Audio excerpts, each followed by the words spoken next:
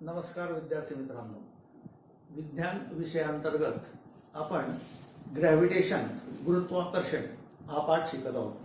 मागच्या पिरियडपर्यंत आपण त्याच्यामध्ये गुरुत्वाकर्षणाचा वैश्विक नियम पाहिला। वैश्विक नियम तुमच्या लक्षात आलेला आहे चांगल्याच प्रकारे की विश्वामध्ये कोणतेही दोन वस्तू जर असतील तर त्या दोघं एकमेकांवरती बल लावत असतात। एक वस्तू दुसऱ्या वस्तूला आपल्याकडे खेचत असते तर दुसरी वस्तू पहिल्या वस्तूला आपल्याकडे खेचत असते आणि हा शोध न्यूटन याने लावलेला आहे। आता याच फोर्सनुसार पुढे काय घडत असतं तर आपण आज बघणार आहोत अर्थ ग्रॅव्हिटेशनल फोर्स, पृथ्वीचे गुरुत्वीय बल। आता पृथ्वीचं गुरुत्वीय बल म्हणजे काय हा प्रश्न आपल्या समोर पडलेला आहे। तर पृथ्वीचे गुरुत्वीय बल म्हणजे काय तर आपण जर पाहिलं की पृथ्वी सुद्धा एक समजा वस्तू आपण लक्षात घेतली तर पृथ्वी त्याच्यावर पृष्ठभागावर असलेल्या प्रत्येक वस्तूवर आपलं बल लावत असते आणि हे बल या वैश्विक नियमानुसार असतं। म्हणजे पृथ्वीच्या पृष्ठभागावर कुठलीही वस्तू असेल तर पृथ्वी या वस्तूला आपल्याकडे खेचत असते आणि ही वस्तू या पृथ्वीला आपल्याकडे खेचत असते। म्हणजेच हे वैश्विक बल जे आहे हे कार्यान्वित असतं आणि हे पृथ्वीच्या संदर्भात आहे, म्हणून याला आपण म्हणतो अर्थ gravitational force.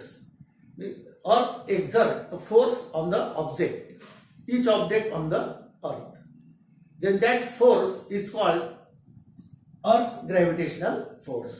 Means this, due to the gravitational law, all these objects are attracted towards the earth. Where is the attraction of this force? The force is attracted towards the center of the earth because the mass of the earth is concentrated at the center, because you can take the earth shape is spherical one, but actually it is not a spherical, it is elliptical. Here when you observe any object will be attracted towards the earth center, then this force is due to the earth and you say that force is nothing but earth's gravitational force. आलं लक्षात सर्वांच्या? अर्थ gravitational force म्हणजे काय? पृथ्वीचं गुरुत्वीय बल। म्हणजे पृथ्वी प्रत्येक वस्तूला जी आपल्याकडे खेचत असते त्याला आपण म्हणतो पृथ्वीचं गुरुत्वीय बल। साधं उदाहरण आपण घेतो, कुठलीही वस्तू समजा मी हा चॉक वर फेकला, तो काही अंतर गेला आणि परत खाली आला, तर असं का घडतं तर आपण फेकलं म्हणजे त्याचं बल त्या चॉकवरती लागलं आणि चॉक जसजसं वर जातोय तसतसं पृथ्वीचं गुरुत्वीय बल त्याला खाली खेचत आहे आणि जेव्हा म्हणजे चॉक मध्ये असलेलं बल आणि पृथ्वीचं बल हे बॅलन्स होतं तेव्हा म्हणजे ते दोघांची किंमत एक होते, तिथून ते पृथ्वीचं बल त्या वस्तूला खाली खेचायला लागतं आणि त्या ठिकाणाहून हा चॉक तुम्ही पाहिलं व्हर्टिकली डाऊनवर्ड येतो। आता व्हर्टिकली डाऊनवर्ड खाली येत असताना तुमचं लक्ष देईल की तो खाली येतो तर आपण पाहिलंय की न्यूटनने आपल्याला सांगितलंय की सफरचंद खाली का पडतं तर तो व्हर्टिकली डाऊनवर्ड म्हणजे सेंटर ऑफ द अर्थ इकडे तो फोर्स खेचत असतो आणि तसंच हे गुरुत्वीय बल सुद्धा प्रत्येक वस्तूला पृथ्वीच्या केंद्रकाकडे खेचत असते। लक्षात? हा, आता next point, when the earth's gravitational force is act on any object, then according to the Newton's second law,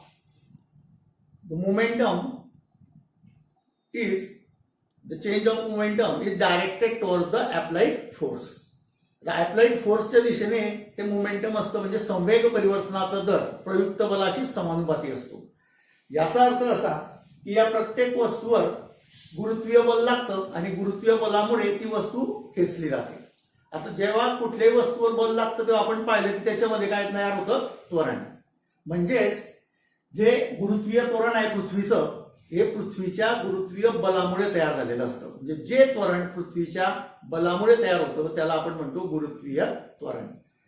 the force which will be act on any object, then the object change its velocity and change in velocity is nothing but acceleration, and this acceleration is called acceleration due to gravity, because this acceleration produced only due to the gravitational force of the earth, and that's why it is called acceleration due to gravity, and it is denoted by small g.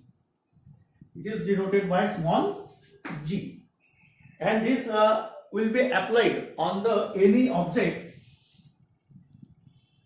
on the earth surface. Then you have to find or you have to calculate the value of g on the surface of the earth. For this, if you can take a mass m on the surface of the earth, then suppose here I am showing the diagram.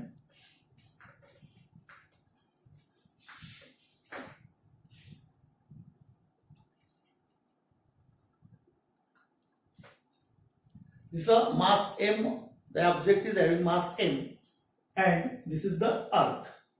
Then what is the force between these? According to the universal law, the force is nothing but F is equal to G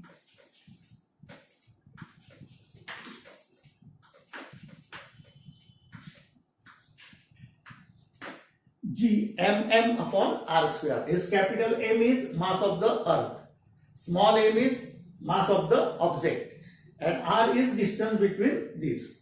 The object is on the surface of the earth, that's why the distance is, you are taking r. Then according to the Newton's second law of motion, F is equal to ma.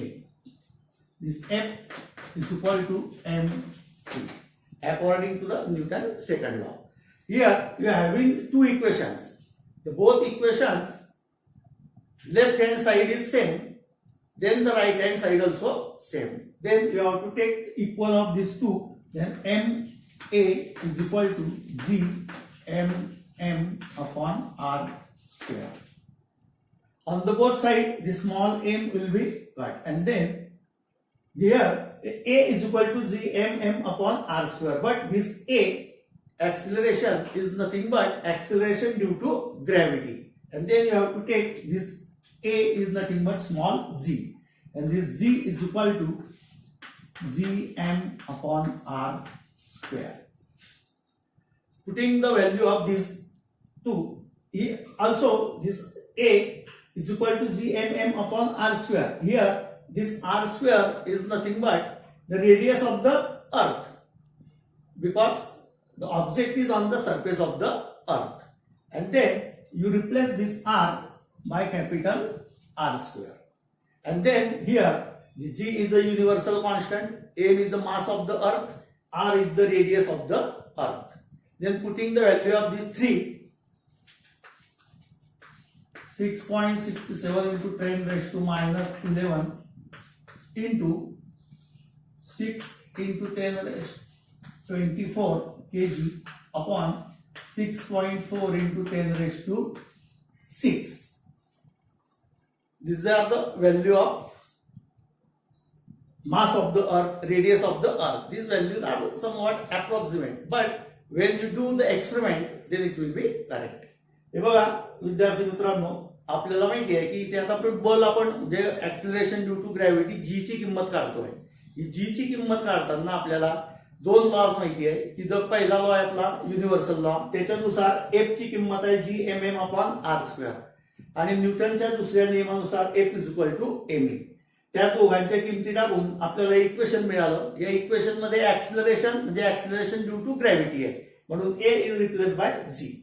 And here this radius is also the radius of the earth, because the object जो आहे, पदार्थ जो आहे तो पृथ्वीच्या पृष्ठभागावर आहे, म्हणून ती रेडियस आली. आणि त्याच्या किमती आपण इथे टाकलेल्या आहेत. या किमती टाकून हे जर तुम्ही सोडवलं तर तुम्हाला किंमत मिळते 9.77 meter per second square. And this is the value of acceleration due to gravity on the earth surface. आता असे इथे 9.77 आहे, म्हणून आपण तिथे 9.8 घेत असतो. Approximately you can take this value on the surface of the earth is 9.8 meter per second square. In this way you have to calculate the acceleration due to gravity on the surface of the earth. So here you remember that the acceleration due to gravity on any object is depend on mass of the earth and radius of the earth. It is not depend on the object or properties of object or material of the object. It is only depend on the mass of the earth and radius of the earth. Means distance from that object. It is not depend on the object. Object कुठलाही असला तरी ते object म्हणजे या त्वरणाची किंमत जी आहे ही पृथ्वीच्या वस्तुमान आणि पृथ्वीपासूनचं अंतर याच्यावरती अवलंबून आहे. आता हिच्या पुढचा भाग येतो की मग या जी ची किंमत कशी काय असेल बाबा. व्हॅल्यू ऑफ जी चं मूल्य आपण काढलं पण व्हॅल्यू ऑफ जी आहे ही सर्वत्र तशीच असेल का, कशा प्रकारे असेल. जर आपण म्हटलंय की पृथ्वी ही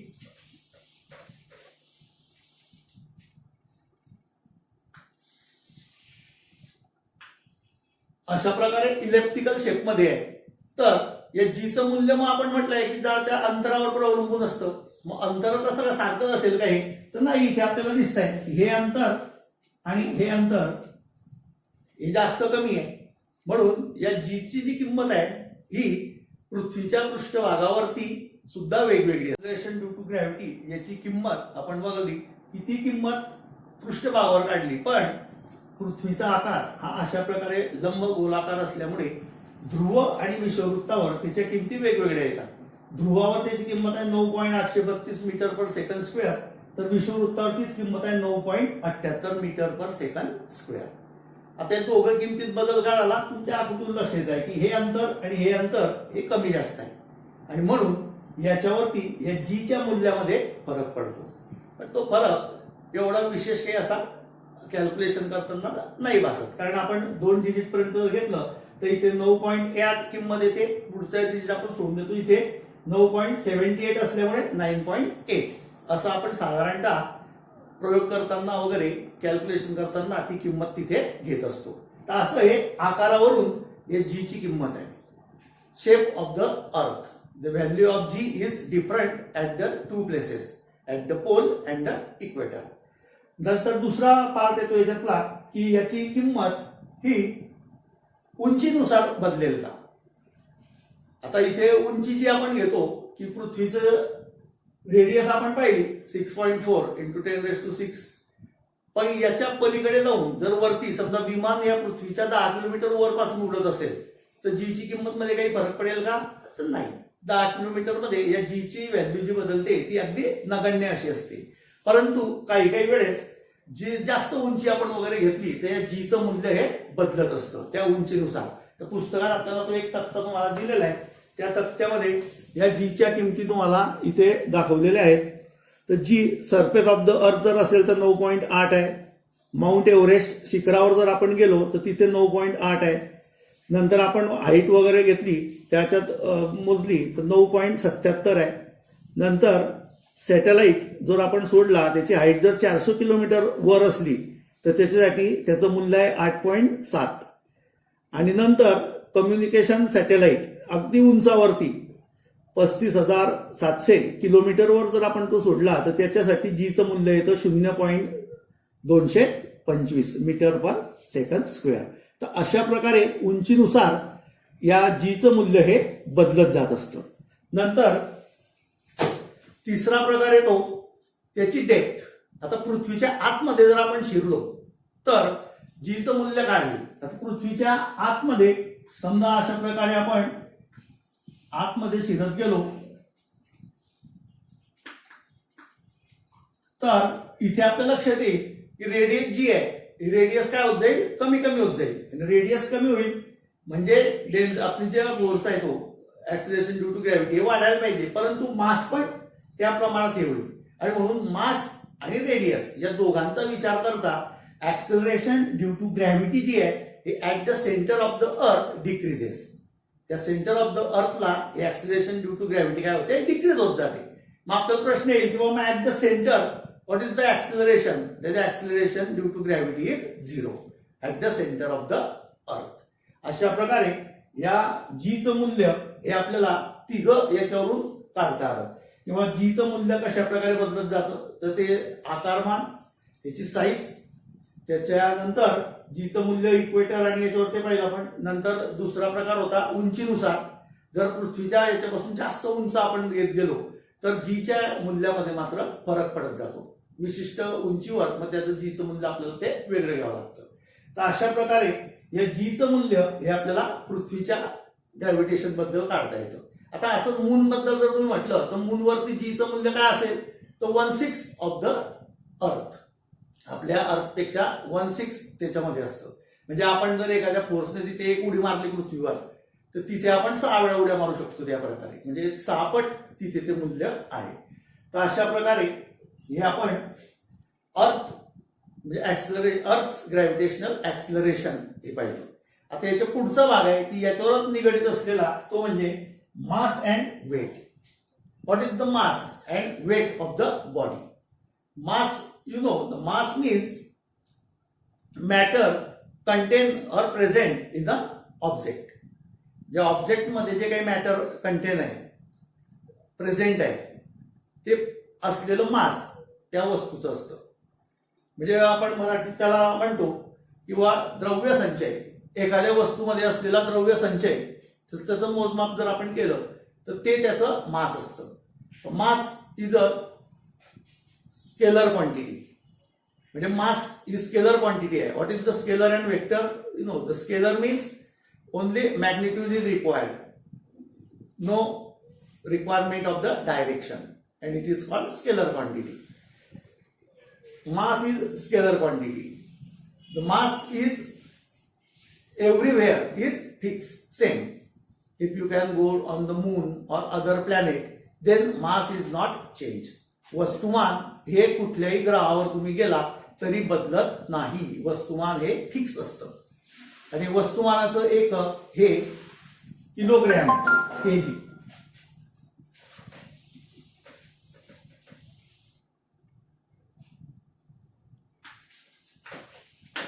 वस्तुमान हे केजी मध्ये मोजलं जात असतं. आणि ती आपण पाहिली की केजी मध्ये मोजलं जात असतं. स्केलर क्वांटिटी आहे. ऍट कुठेच त्याचा बदल होत नाही. असं हे मास आहे. याच्या उलट मग weight is nothing but the gravitational force act on a object. पदार्थावर असलेलं गुरुत्वीय बल म्हणजे त्या पदार्थाचं वजन. आणि म्हणून आपल्याला ते न्यूटनच्या सेकंड लॉ नुसार काढता येतं की वजन जे आहे डब्ल्यू बरोबर एम ए आणि इथे एम गुणिला जी.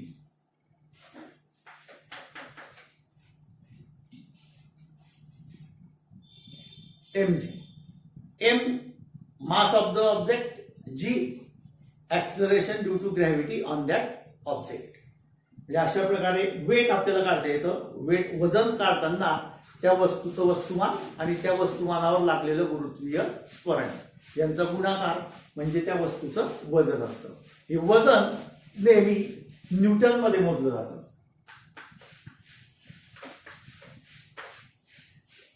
वजनाचं एकक न्यूटन आहे. आता तुम्ही म्हणाल मग वजन सर्वत्र सारखं असेल का तर नाही. कारण वजनाचा गुणाकार हा त्वरणाशी आहे. ऍक्सिलरेशन ड्यू टू ग्रॅव्हिटीशी आहे. आणि ऍक्सिलरेशन ड्यू टू ग्रॅव्हिटी आपण पाहिलं की ठिकठिकाणी काय होतं त्याच्यामध्ये बदल होत जातो. म्हणून वजन हे नेहमी बदलत असतं. ज्या ठिकाणी तुम्ही जाल त्या ठिकाणी त्याच्या असलेल्या त्वरणानुसार ते वजन आपलं तिथे बदलत असतं. तर अशा प्रकारे हा वस्तुमान आणि वजन या दोघांमधला फरक आहे. आता वजन हे मग नक्कीच काय आलं वेक्टर क्वांटिटी. म्हणजे वजन तुम्हाला व्यक्त करताना magnitude and direction both are required. वजन आपल्याला स्पष्ट करत असताना त्याचं वस्तुमान म्हणजे त्याचे असलेलं परिमाण आणि त्याची दिशा या दोघं गोष्टी तिथे लागतात. म्हणून त्याला आपण म्हणतो सदिश राशी आणि अदिश राशी अशा दोघं ते आहेत. तर सदिश राशीमध्ये आपल्याला ते लागतं. अदिशमध्ये दिशा हिची गरज नसते. तर असं या दोघांमधला हा फरक आहे. या फरकावरून पण आता जनरल तुम्ही म्हणाल की आपण तराजू काटा वगैरे वापरून बॅलन्स वापरून जे काही मोजत असतो तर ते आपण दैनंदिन जीवनामध्ये जे मोजतो ते वजन नसून साधारणतः आपण किलोग्राम मध्येच ते व्यक्त करत असतो आणि पृथ्वीच्या याच्यावरती ते आपण त्याचं वजन आणि वस्तुमान हे एकाच रूपाने साधारणतः मोजत असतो. कारण आपण कुठेही तुम्ही गेला तर तुम्हाला असं वजन मोजताना कोणी म्हणणार नाही की 2 डाईन मँगोज द्यावं आम्हाला, ते आंबे द्यावं, आपण म्हणतो 2 किलो आंबे द्या. तर असं त्या वजनामध्ये जे मोजलं जातं तो मोजून देतो ते असतं ऍक्च्युअल वस्तुमान. पण सायंटिफिक लँग्वेजमध्ये त्या वजनाचं एकक जे आहे ते आहे न्यूटन. Thank you students. आता here you have to do some definitions in this. The Earth's gravitational force, पृथ्वीचे गुरुत्वीय त्वरण, G चे मूल्य, mass and weight. Then you have to write the distinguish between mass and weight in your homework. Thank you.